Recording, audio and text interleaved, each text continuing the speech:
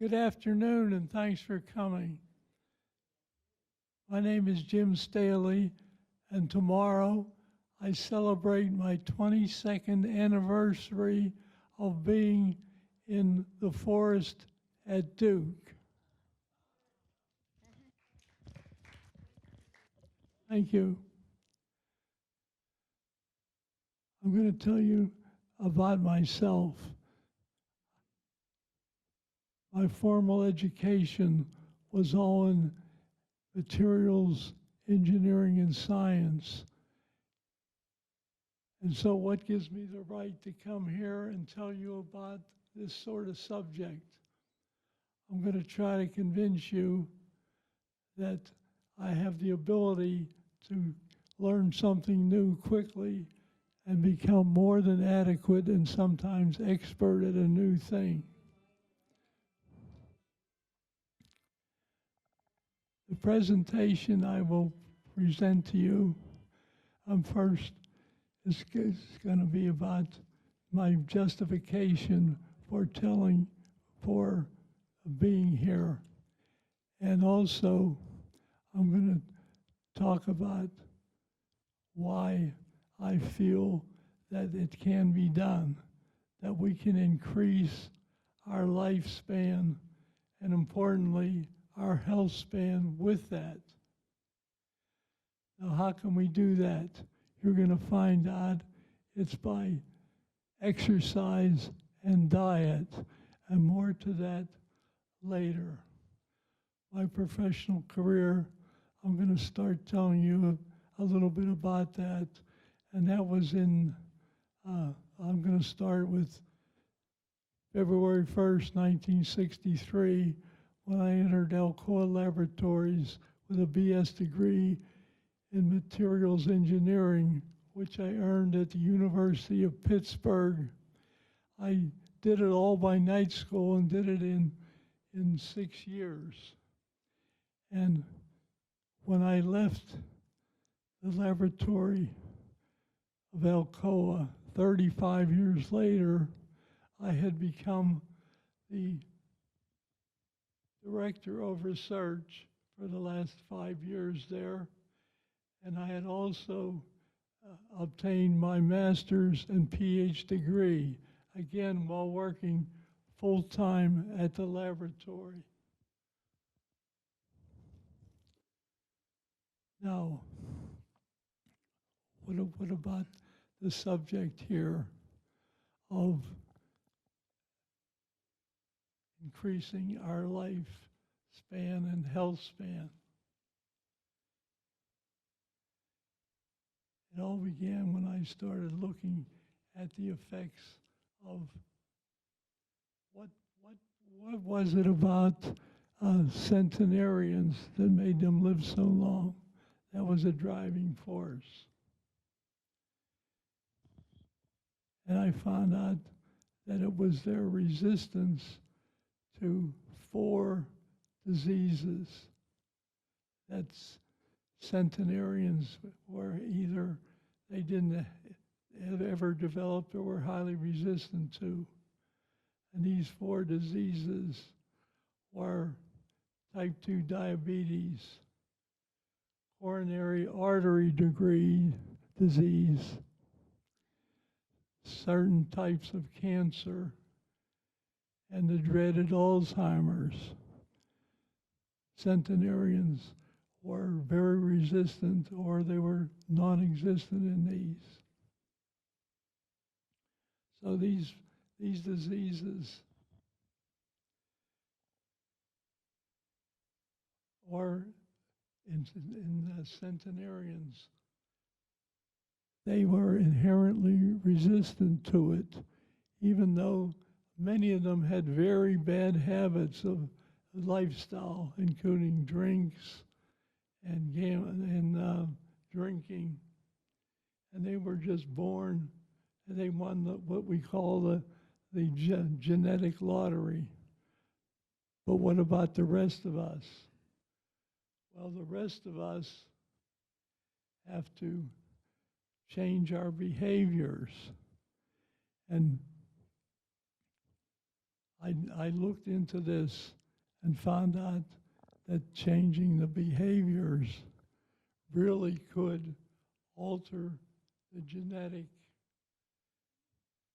You can't change your genes, but what you can change is, will these genes be either turned on, expressed, or turned off, not expressed? And our behavior, mainly our exercise and diet, can do that.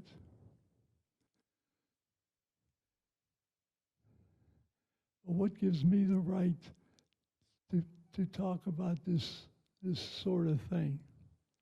Well, I want to give you a few examples of things in my life where I went into a new, entirely different thing, and I was able to become an expert at it.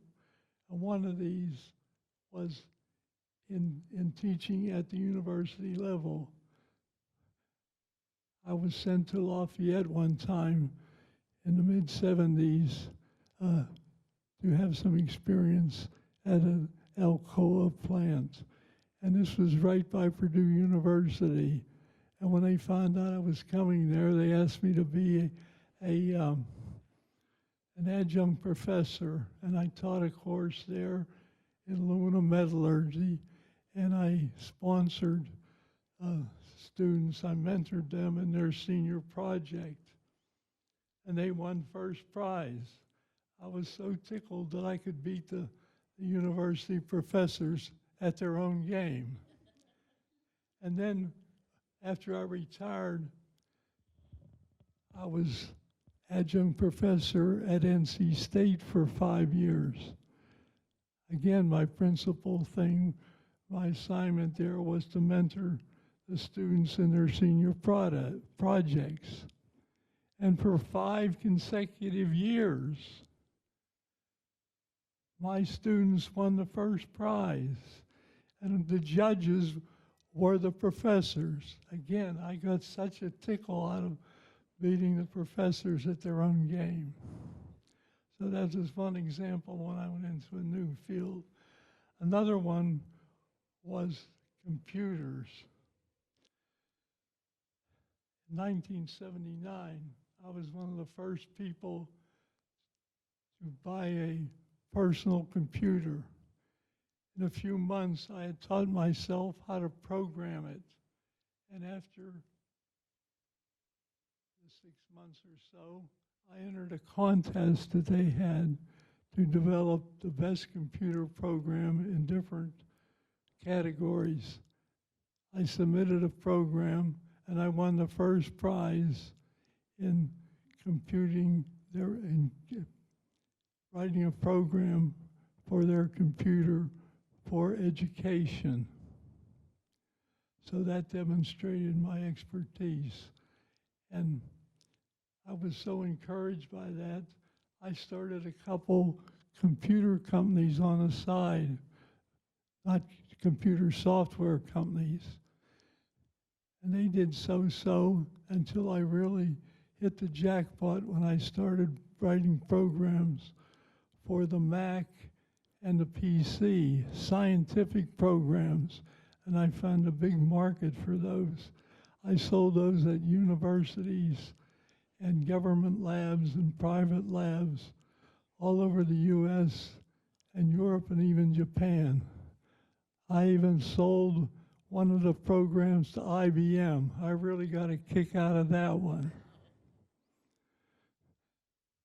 So I had demonstrated expertise in that field also. When Alcoa became more using computers in their regular work, I thought enough is enough and too much is too much. So I quit using computers, just programming them at home. And I looked for a new outlet for things that I could express myself. And I decided on woodworking. And I started doing woodworking and also sometimes put stained glass into the the products that I made. When I retired and moved down to Durham, I took all my woodworking tools with me, and with Rob's help, we picked out a lot here. Rob, my son, who's sitting here, and built a house in Durham and moved down here. After a while, we moved to the forest at Duke.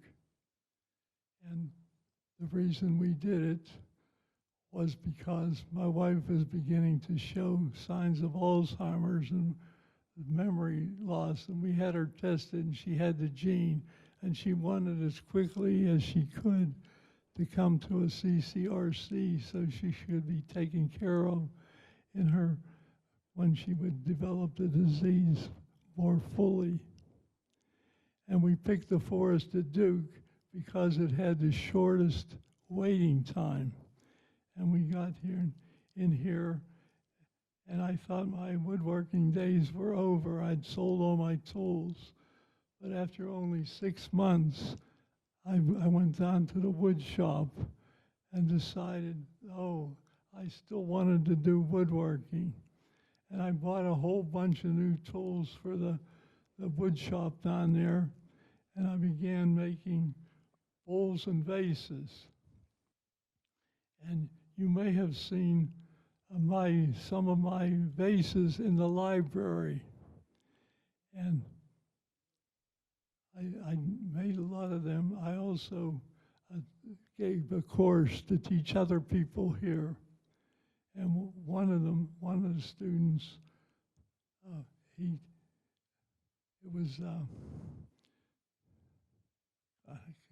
name just popped out of my head, Herman Grossman. And Herman was a student of mine, and he started making his own. And he had some of his works on display here for a while. I entered some of my bowls and vases and carvings I also learned how to do in the contest sponsored by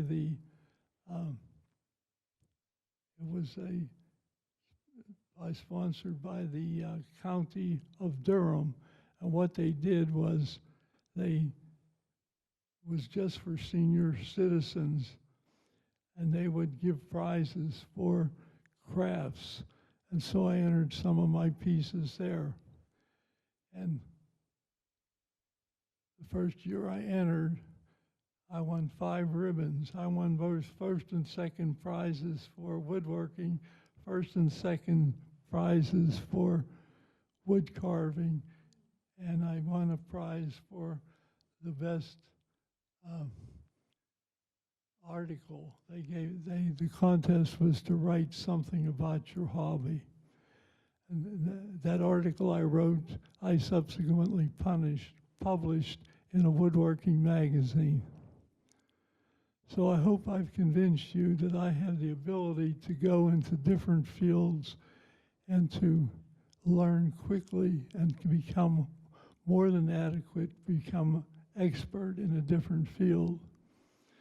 And so when I started on this work about the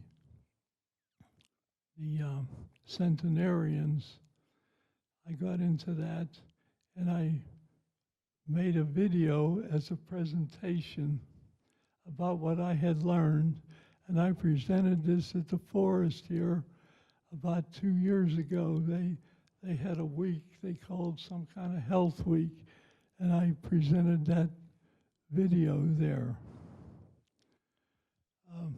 I kept on trying to learn more and more about the field, and one thing I found out was I hadn't heard much about dietary sodium, and my doctor was telling me that I should have less sodium in my diet for my heart.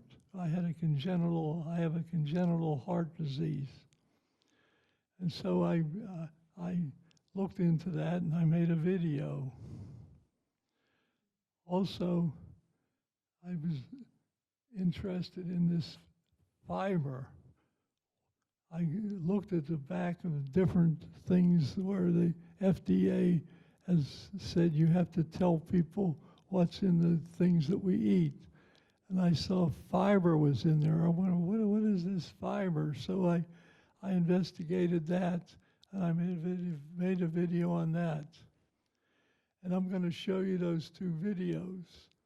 And after that, I'm going to show you a video which tries to combine the things I learned and showed in that first video, and it's combined with the things I learned and showed in the next two videos.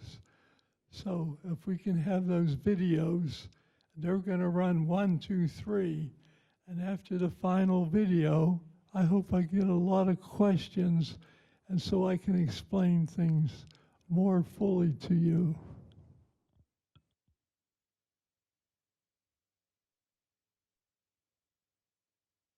Disclosure. I received no formal education in nutrition and exercise, but these subjects have been an avocation of mine since the 70s. I increased the amount of time spent on this avocation since I came to TFAD 20 years ago. I have used what I learned as a research engineer and R&D director to use only reliable sources for the data and information which I have presented. The conclusions and recommendations are mine.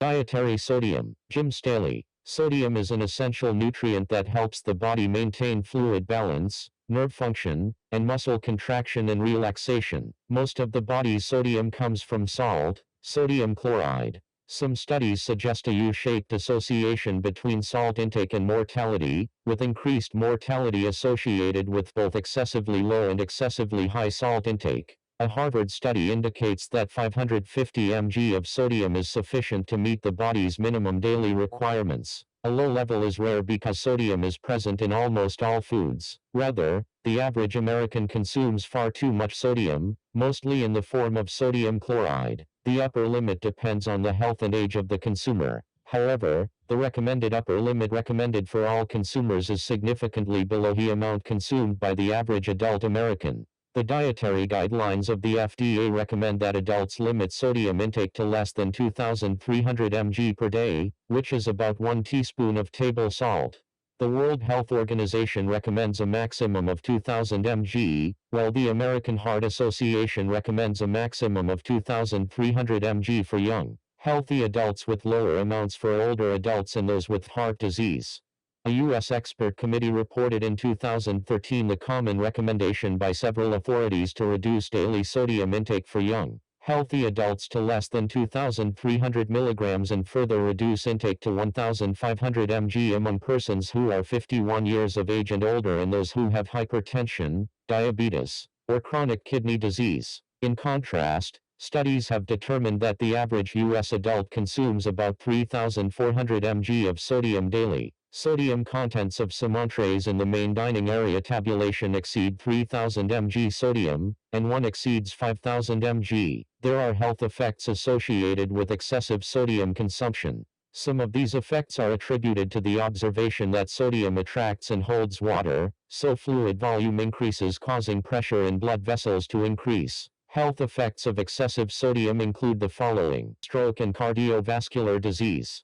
High blood pressure. Evidence shows an association between salt intakes and blood pressure among different populations and age ranges in adults. Reduced salt intake also results in a small but statistically significant reduction in blood pressure. Left ventricular hypertrophy, cardiac enlargement. Evidence suggests that high salt intake causes left ventricular hypertrophy. This is a strong risk factor for cardiovascular disease, independently of blood pressure effects. There is accumulating evidence that high salt intake predicts left ventricular hypertrophy, edema, fluid retention. A decrease in salt intake has been suggested to treat edema, kidney disease. Excessive salt, sodium intake, combined with an inadequate intake of water, can cause hypernatremia. It can exacerbate renal disease. In addition to the heart and kidney diseases associated with excessive sodium consumption, The mortality and health of those who are afflicted with genetic diseases such as amyloidosis are strongly affected by sodium consumption. This disease is characterized by the deposit of beta-amyloid plaque on the heart walls. The plaques reduce the heart's ability to pump effectively. This causes shortness of breath, fatigue and edema. It also affects the ability of the kidneys to filter blood and produce and excrete urine. This increases the load on the heart and results in an increase in the severity of symptoms. The treatment is diuretics. When the appropriate dose is administered, symptoms are relieved. The dosage depends on the daily sodium intake. Because of side effects, the lowest possible dosage of diuretic is preferred. Because a pint of fluid increases body weight by 1 pound, fluid retention can be monitored by daily weighing. Fluctuations in sodium consumption can cause weight to change by more than 2 pounds in one day. When such weight increases are observed in residents in the health center, a nurse examines the resident for signs of shortness of breath, swollen ankles, and fatigue and administers an additional dose of diuretic. Sources of dietary sodium. All fresh fruits and vegetables and unprocessed meat and seafood contain low amounts of sodium. Foods which are processed either to prevent spoiling or enhance flavor or palatability usually contain high amounts of sodium. Here are some foods that are high in sodium: bacon, deli turkey, ham, wiener sausage, smoked salmon, regular canned vegetables and vegetable juices, olives, pickles, sauerkraut, and other pickled vegetables. Vegetables made with ham, bacon, or salted pork. Packaged mixes, such as scalloped or au gratin potatoes. Commercially prepared pasta and tomato sauces. How to determine daily sodium consumption. The amount of sodium that one consumes daily depends on the sodium content of the fresh food, the amount added to minimize spoiling, that added to increase palatability, and portion size. Readily accessible sources provide sodium content of foods prior to preparation for meals as a function of weight. Packaged foods have sodium and other nutrients displayed on the package. These data provide enough information for those who prepare their own meals to estimate their daily sodium consumption. Those dining in the community center dining room can determine the nutrient content of most entrees and sides by referring to the tabulation in the cafeteria. Sodium content of most foods in the salad bar are negligible compared to that of most entrees and sides. Nathan Summers reported on June 4, 2024, "We will be updating our current menu cycle in the next 2 weeks. At that time, all relevant nutrient information, including sodium content, will be available to all residents." I thank Nathan and Shannon for providing this data. Residents will soon have sufficient information to determine their daily sodium intake. In conclusion, this literature review strongly indicates that, for optimal health, a maximum daily sodium consumption of 1,500 mg by resident should be either confirmed or modified by their physician. Daily consumption must be monitored by totaling the sodium of each meal plus snacks. By using the contents of sodium and other nutrients, residents will be able to make rational dining choices. Disclosure: I received no formal education in nutrition and exercise, but these subjects have been an avocation of mine.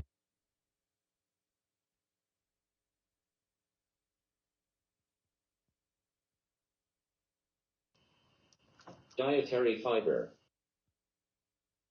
I became familiar with the roles of carbohydrates, protein, and fat when I studied their influence on both health span and lifespan. Fiber has been a part of the nutrients label since its introduction in 1994.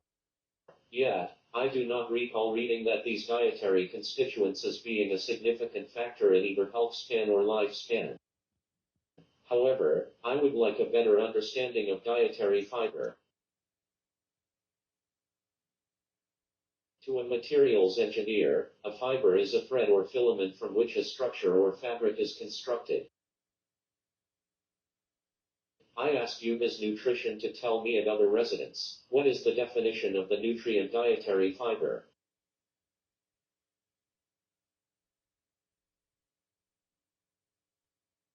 The definition of dietary fiber has changed over the years as new knowledge has accumulated.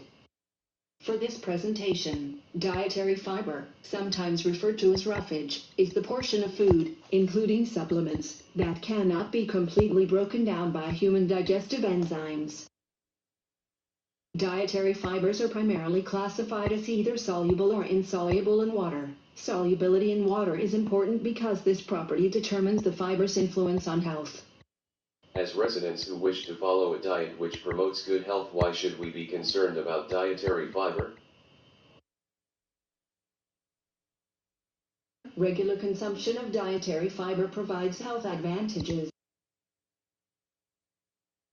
Consumption of all types of fiber increases food volume without increasing caloric content to the same extent as digestible carbohydrates, providing satiety which may reduce appetite. That is why individuals on a low-carb diet don't count the carbs in fiber.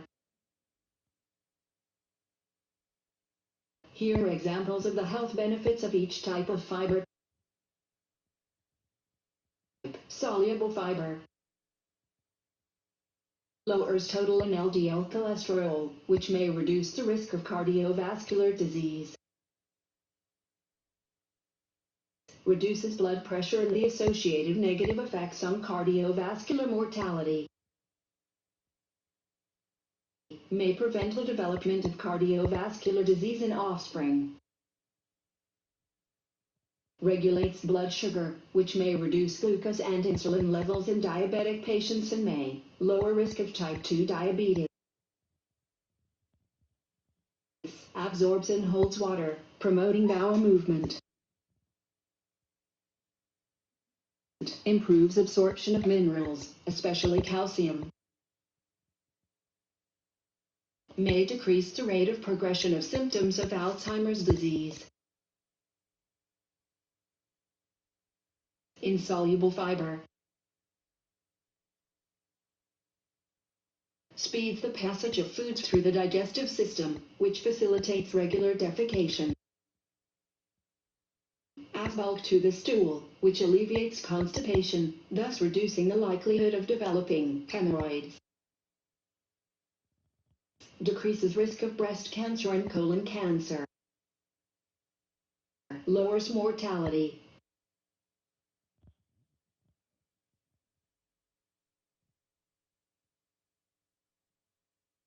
Soluble and insoluble fibers improve health by different mechanisms. Soluble fibers absorb water and swell in the upper digestive tract. The increased volume promotes a feeling of fullness, thus leading to a decrease in the amount of food consumed. More significantly, the mass of swollen fibers slows the digestive process, allowing more time for the nutrients to be absorbed. Insoluble fibers act as a prebiotic, promoting the growth of helpful bacteria in the lower digestive tract. Those benefits of consuming both types of fiber are impressive. I can imagine what a PR firm could do with that information. Tell us, Ms. Nutrition, what are the sources of dietary fiber? Although all plant foods contain fiber, some plants are better sources than others. Legumes, especially navy beans, lentils, and chickpeas, along with the cruciferous vegetable broccoli.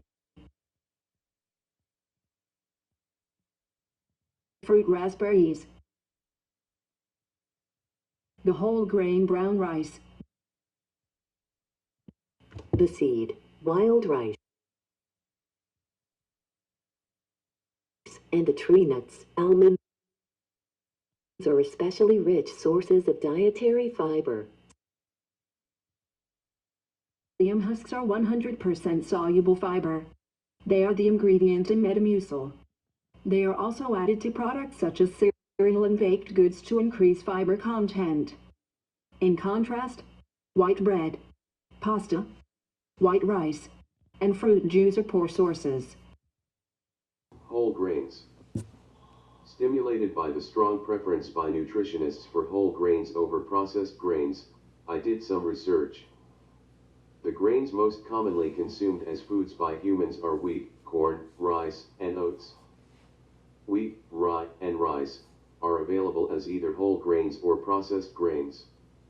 Grain terminology. The terms used to describe types of grains confused me at first. The whole grains of wheat and rye are referred to as whole grain wheat and whole grain rye, while whole grain rice is called brown rice. When whole wheat and rye are processed, they are converted into white and rye flours. When brown rice is processed, it is referred to as white rice. Corn and oats are referred to by using their common names. Whole grains are superior sources of nutrients. They provide high dietary fiber, vitamins, minerals, and protein. Details about processing grains. Whole wheat grains contain bran, germ, and endosperm, the most nutritious parts of the grain. All three parts contain vitamins and minerals.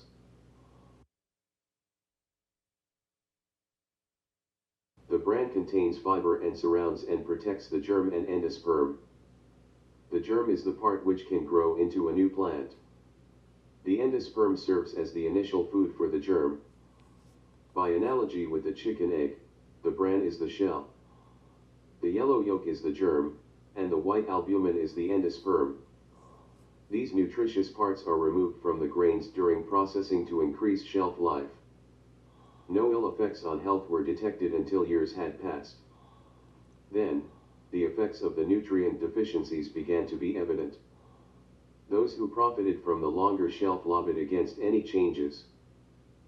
The evidence finally became so overwhelming that it couldn't be ignored, and, in 1941, the USFDA mandated that white flour must be enriched with riboflavin, niacin, thiamine, and iron.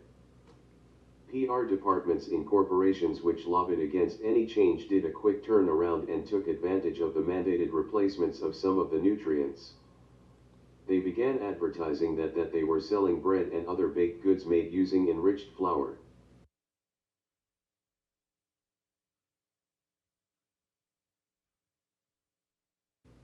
They neglected to mention that the products were only partially enriched and had negligible dietary fiber and about 2/3 the protein in whole wheat flour.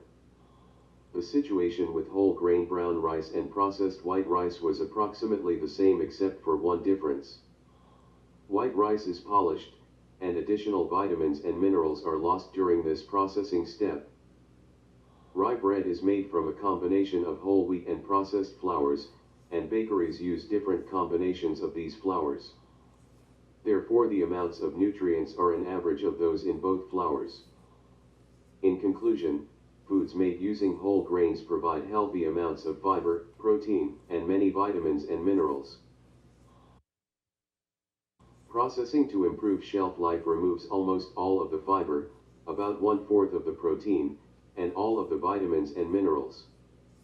The most essential vitamins and minerals are restored by enrichment, but the loss of fiber and protein is not restored. Therefore, nutrition experts advise that foods containing whole grains should be chosen over those containing processed grain. Integrating dietary fiber into one's diet. I had learned that human L-protein contains about 20 amino acids. Humans cannot construct 12 of these amino acids. These 12 essential amino acids must be obtained from food. Food from animal sources such as meat, eggs, and dairy products all contain all of the amino acids in human protein. In contrast, few plants provide all 12. The major ones are the grain, quinoa, the seeds, wild rice, and buckwheat, the legume, soybeans, and the nut, pistachio.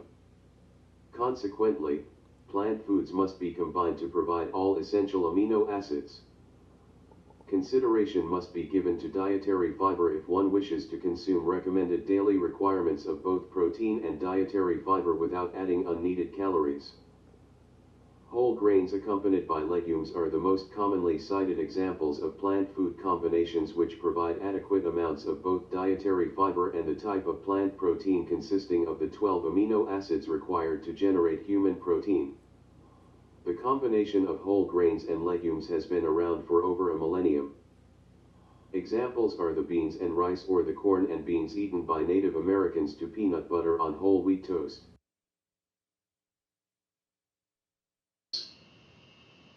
A typical American breakfast of bacon, eggs, buttered toast or a bagel, orange juice, and coffee with cream and sugar supply few grams of fiber, saturated fat, and adequate amounts of protein and vitamin C, and a large number of calories. In contrast, a breakfast of oatmeal sprinkled with almond nuts and raspberries, whole wheat toast spread with natural chunky peanut butter, an orange, and a cup of green tea supply an ample portion of the recommended daily fiber along with adequate protein, mono and polyunsaturated fats, low sodium, more vitamins and minerals. Fiber at TFAD. To attain their health benefits, nutritionists recommend these daily amounts of dietary fiber for those above 50. Women 21-24 grams. Men 28-30 grams. The average American consumes an amount considerably below these values. Sources of dietary fiber at TFAD. Community Center. Salad bar. The regulars at the salad bar include a number of foods rich in fiber. The richest sources are tofu, made from the legume, soybeans, chickpeas, another legume, broccoli, a cruciferous vegetable. Moderately good fiber sources include walnuts, beets, artichokes, and spinach. This dark leafy vegetable is superior to all lettuce for all nutrients as well as fiber. Romaine is a poor second, while iceberg trails them all. Berries appear on the salad bar every 2 or 3 days. The berry types are offered together in a single container. The salad bar occasionally contains several other high-fiber foods, lentils, pumpkin seeds and other seeds, and sometimes a 3-bean salad.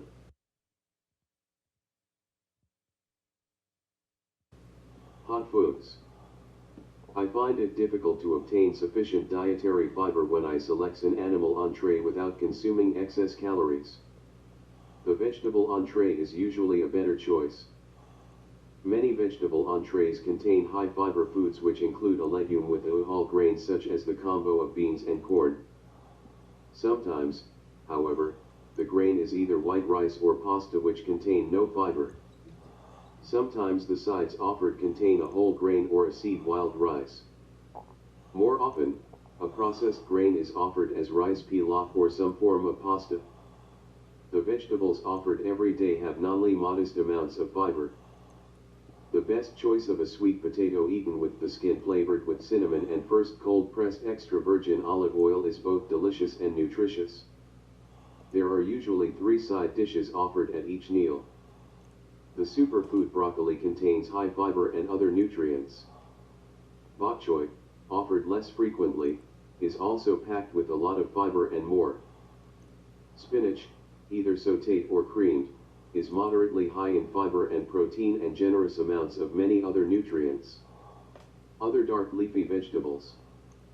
Collard greens, turnip greens, and Swiss chard provide moderately high fiber. Kale, while the highest in vitamins and nutrients, has relatively low fiber. Peas, corn, and green beans are offered as sides often. They are high in fiber. Beans, which are hard and stored dry, have the most dietary fiber, are offered in both main and side dishes. Fiber sources in the health center. The dining system at the health center differs from that in the community center. Each small house has its own kitchen, but menus for all houses are the same. Breakfast choices include foods with no fiber such as bacon, sausage, and eggs along with toasted white bread and fruit juices. Both hot and cold cereals and fresh fruit containing high fiber are also available. For lunch and dinner, back-to-back menus are provided along with a separate menu of foods available at any time. Both lunch and dinner menus usually offer the following: soup, choice of garden salad or Caesar salad, a single entree, 1 to 3 side dishes, and a dessert. The soup, salads, and desserts are the same for lunch and dinner. The soup sometimes has a relatively high amount of fiber. The low fiber content of the salads can be increased significantly by the addition of broccoli. I do not recall ever seeing a vegetarian entree for either lunch or dinner. The lunch entree is often a sandwich, is sometimes made using double thickness bread and contains little fiber. Substituting a bowl of oatmeal sprinkled with a handful of nuts provides a large amount of dietary fiber and quality protein. Dinner entrees often are accompanied by white rice and pasta, and, hence, contain no fiber. Several side dishes are a particularly good sources of dietary fiber. These include the whole grain, corn, the legumes beans and peas, broccoli, and dark green leafy vegetables. The whole grains brown rice, and quinoa, and the seed wild are either offered rarely or never. A number of side dishes provide little fiber. Choosing fresh fruit instead of sugary treats adds more fiber to the meal. A snack of mixed nuts can help meet daily minimum dietary fiber requirements. Adding a tablespoon or 2 of peanut butter provides fiber and protein. The foods on the printed on the available at any time menu are mainly animal-based, but it include 2 high-fiber foods, broccoli and peanut butter. Moreover, some high-fiber fruits and nuts are available on request.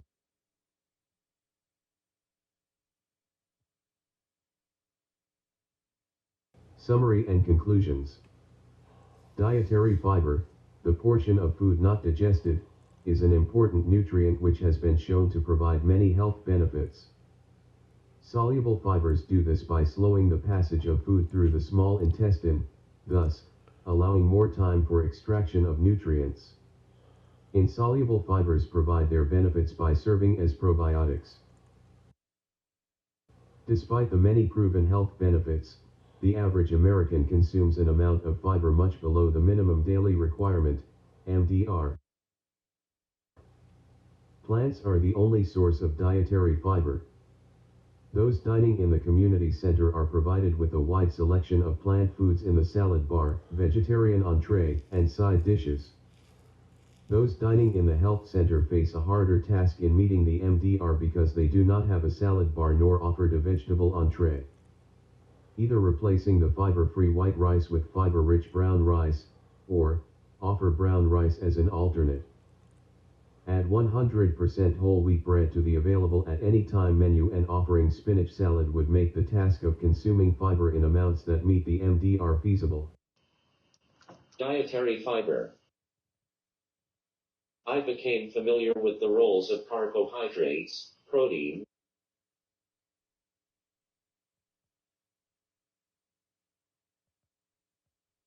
Putting it all together. I will now describe how I combine the information that I learned about dietary fiber with what I had learned previously to modify my diet. During my quest to determine how centenarians lived so long, I learned that centenarians were remarkably resistant to the fearsome four major diseases responsible for premature death in adults: type 2 diabetes, cardiovascular disease, cancers, Alzheimer's disease. I also discovered that many centenarians had inherited resistance to health habits which were usually life-shortening. The method of inheritance is not Mendelian, but lifespan and health span are influenced by as many as hundreds of genes out of the 20,000 genes in our 23 pairs of chromosomes. All of us have a number of genes which can affect our resistance to the fearsome four, which be either active, turned on, or inactive, turned off. The major factors which determine the activity of these genes is nutrition and exercise. Another factor contributing to health span is whether a cell is in the growth stage or repair stage of its life cycle. Nutrition and exercise. A significant milestone in the quest to mimic the health and longevity of centenarians by behavior modification was recently reached. Experiments at the molecular level have determined that stress induced by factors including nutrition and exercise influence lifespan by controlling the expression of longevity genes. The stress may be applied in a number of ways, but the mechanism to rejuvenate cells is the same. To produce the appropriate amount of stress include a low-calorie diet, intermittent fasting, cardiovascular and weight training exercises, and both hotter and colder than comfortable surroundings. The next step is to gather the information needed to select the diet and exercise program most suitable for one's age, current physical condition, availability of resources and disabilities. Because of the experimental difficulties, I do not believe that a large, double-blind, longitudinal study to determine effects of diet on health span and lifespan will ever be performed. Therefore, I have based my choice on observations made initially by scientists sponsored by National Geographic magazine. They discovered 5 so-called blue zones, in which a high percentage of centenarians resided. Analysts of the lifestyles believe that nutrition and exercise are the major reasons for the large percentage of centenarians. Although details differed, all ate a plant-based diet of fresh, unprocessed food with some consuming small amounts of dairy products, eggs, and meats or fish. The foods are generally what is referred to as a Mediterranean diet. Versions of this diet have been endorsed by many nutritionists.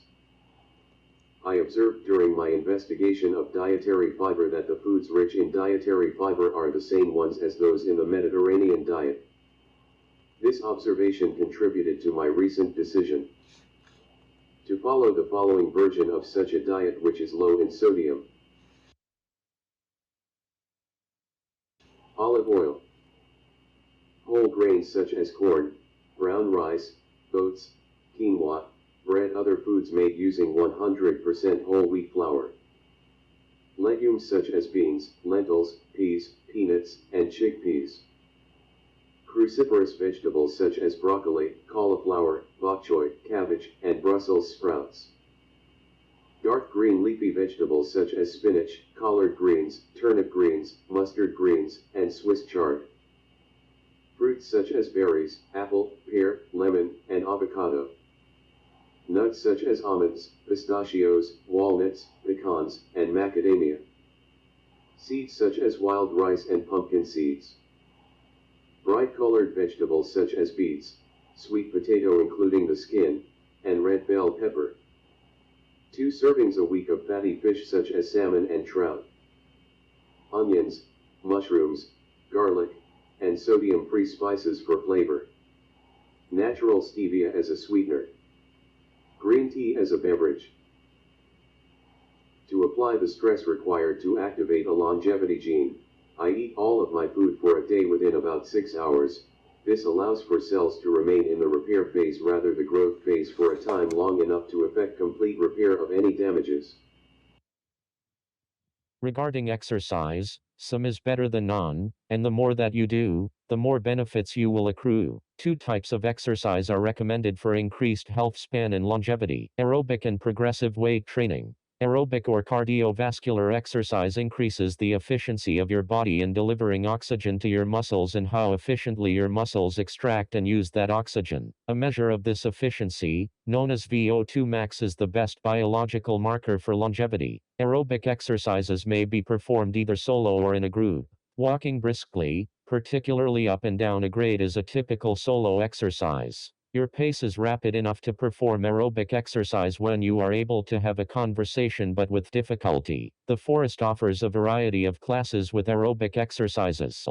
Exercise that increases muscle mass and strength also has a large effect on longevity. Without strength exercise, muscle mass decreases by about 8% from age 45 to 55. The rate of decline increases with age, reaching about 17% per decade at age 75. Weight-bearing exercise can decrease the rate of loss or even eliminate the loss, as demonstrated by Jack LaLanne, who retained muscle mass until his death at 96. To increase muscle mass and strength, the resistance must be increased when the participant is able to perform a prescribed number of repetitions. Progressive weight training is a solo event, so group sessions are inappropriate.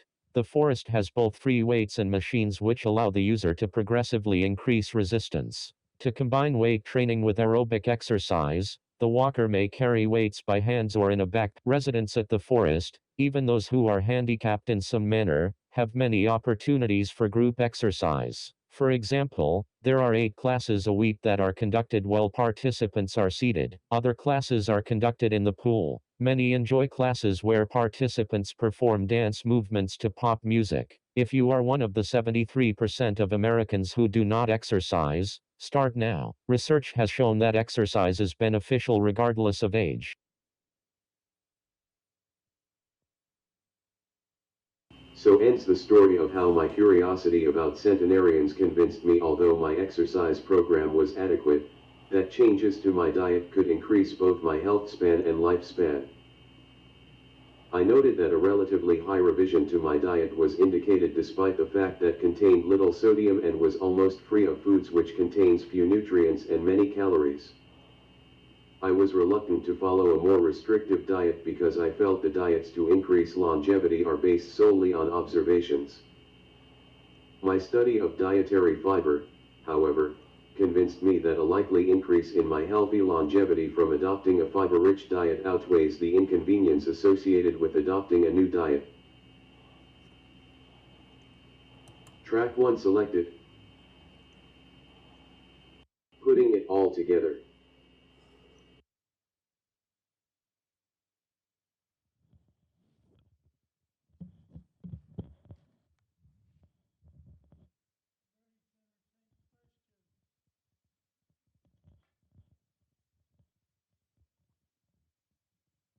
Anyone has a question, please just raise your hand. I'll be right there with the.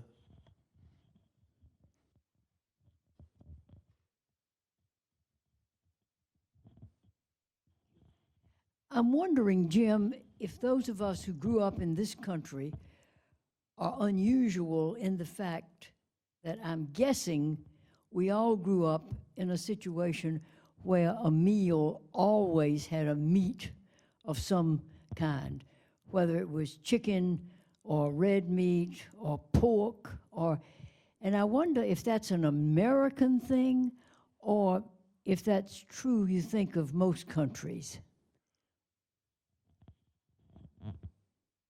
Did everybody hear the question? Okay. All right. The answer to that is I don't know, but I'll tell you what I do know. I do know that the countries that have the highest proportion of people who are centenarians eat very little meat, and that the county in Loma Linda in California, who is the only area in United States that has the high population of centenarians. They don't eat any meat at all.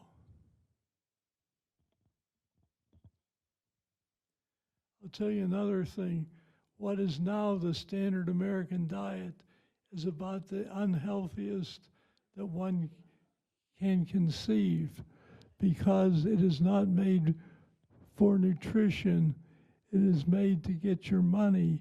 It is saturated with sugar and fat and a lot of sodium, because these are the things which taste good. And so the standard American diet is why each year you hear the proportion of young people are getting more and more obese. The proportion keeps getting higher, and more Americans are getting subject to diabetes type 2 because of the diet. And all this can be cured by just staying away from the processed food the biggest offender is sugar. I just want to make a comment, and that is that the prevalence of soda drinking contributes to all of this in ways that you just cannot imagine. The sodium that is in those cold drinks leaches the calcium out of your bones right as you're doing it. And an awful lot of our young people think that a soda is a perfectly acceptable breakfast. I have to have that repeated. I didn't understand it.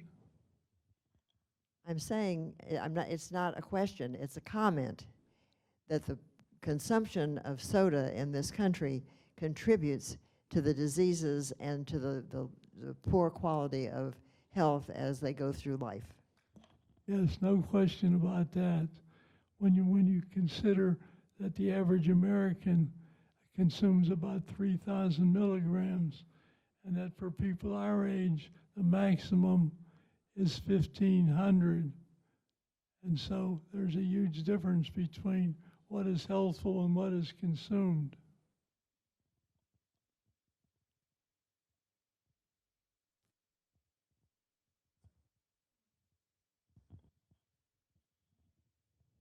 Just another question, Jim, about whether the availability of all kinds of packaged foods, which it seems to me has also increased a great deal in my lifetime, so that you can buy just many, many, many different kinds of packaged foods. I wonder if that's also a source of a lot of the health problems we have. I believe it certainly is. Look at what's in those packaged foods. Do you ever read the contents? You're going to find, depending on the food, high sugar, high sodium, and a lot of chemicals that you don't even know what they mean. And the best foods are the fresh foods. There's no question about that. Now, when I was young, very few women worked outside the home when they were married. And because now it takes, for the average American, 2 salaries to get by. And so the women just don't have the time, or the men if they're the cooks in the house.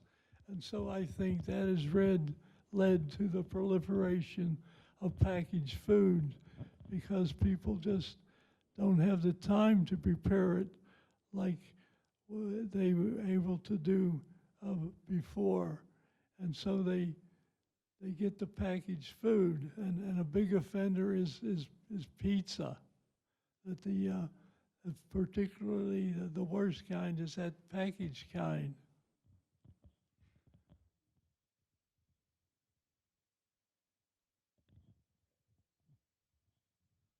Jim, have you had a chance to study polyphenols in the last 2 or 3 years? Polyphenols have received lots of attention. Have you looked at it? I need that repeated, please. Polyphenols. Have you had a chance to look at polyphenols? They've been highly touted the last... Polyphenols? Polyphenols. No, I did not. I did not have an opportunity to look into those.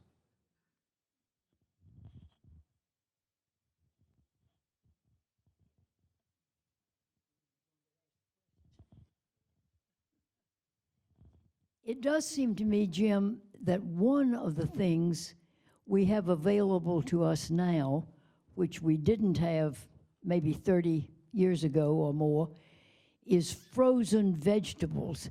And that does seem to me, I think, to be a big plus, because we aren't growing our own vegetables in our yards anymore, that if we can't get them fresh, getting them frozen is at least another option, which is probably okay.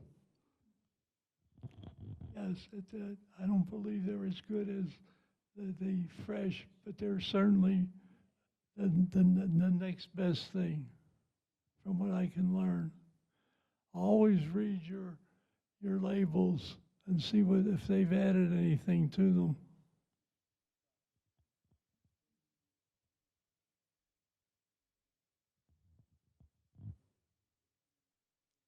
Well, Jim, I should add before we quit my appreciation and all of our appreciation for the enormous work that you put into your presentation and for the excellent information that you imparted today. Thank you very much.